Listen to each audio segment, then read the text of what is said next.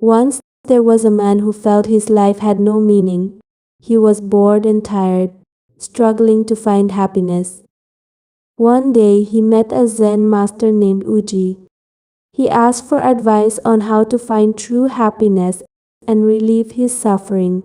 Instead of answering directly, the master picked up a bamboo basket and took the man to the bank of a small river, where a gentle breeze was blowing. At the river bank, Master Yuji pointed to the stones along the path and said, "Pick up one stone, put it in the basket on your back, and walk one step." The man didn't understand why he was being asked to do this, but he trusted the master and agreed. As he picked up stones one by one, he became confused. He wondered why the master was making him do this when he wanted to learn about how to overcome his suffering. Despite his doubts, he continued to pick up stones until the basket became very heavy. Feeling tired, the man complained to the master, "The basket is getting heavier. I can hardly lift it."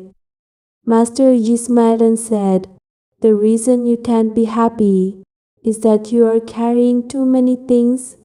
He began to take stones out of the basket, explaining what each one represented. "This stone is about power," he said, throwing it into the river. "This stone is wealth," and he tossed that one too.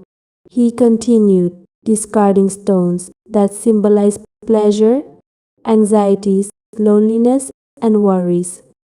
As the master removed each stone, the man began to think deeply about what he was hearing. Afterward, he lifted the basket again and found it felt much lighter. He realized that letting go of these burdens could bring him happiness. If he could put down what weighed him down, joy would come more easily. He understood that he could practice letting go every day of status, worries about winning or losing, and relationships that caused him pain. This act of letting go was true happiness. The man, once filled with suffering, now understood the teachings clearly.